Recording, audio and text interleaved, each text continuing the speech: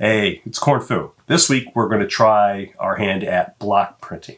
So a couple weeks ago I had purchased a linoleum block, got some tools, and I was going to take this tape deck creature and sketch that out on here, or transfer it, and then carve it out and go to town. I feel it's a little too complicated, and I feel like that one probably needs to be more than a single color. So if I'm successful with this, I'll probably do that one. But right now I want to go a little bit more simple. So last night I designed a creature really quick, super simplified, and then I took the sketch into Illustrator and vectorized it and then made kind of a template of what I'm going to do. So this is the creature that I'm going to be using. The black is what's going to stay.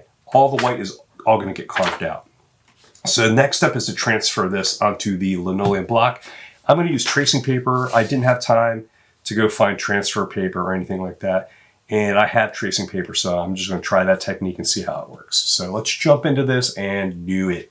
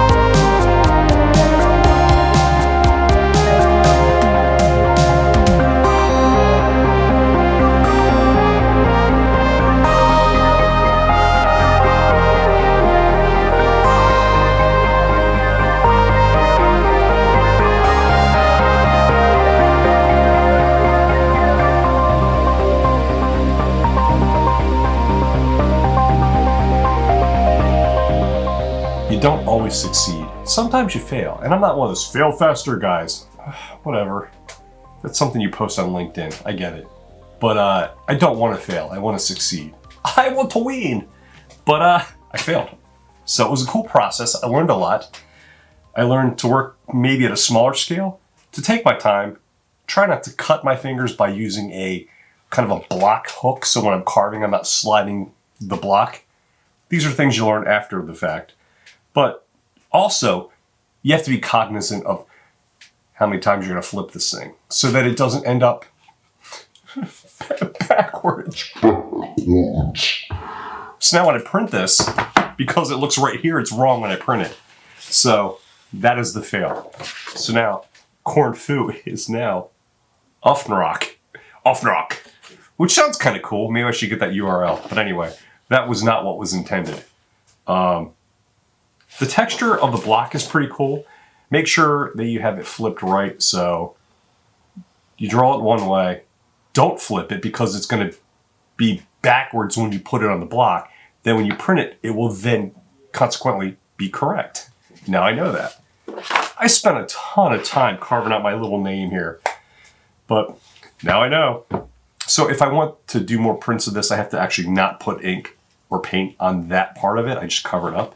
So then I can make multiple prints without my signature, and then I just go add my signature in it afterwards. So yeah, you learn. I don't know if I mentioned this, but this vinyl is really hard. I think next time, there's different grades of linoleum. Some are softer, more like a eraser type material. I might try that for another one. I also am going to work at a smaller scale. And I might also do 2 blocks so I can do 2 color, or 3 blocks so I can do 3 colors. And then just make some kind of thing where I can align them up and print them, much like t-shirt printing. So anyway, thanks for watching. If you have any recommendations or comments, please leave them below. If you're not subscribed, please subscribe. I'll see you next week when I do something probably a little easier than Linocut blocks. Yeah, later.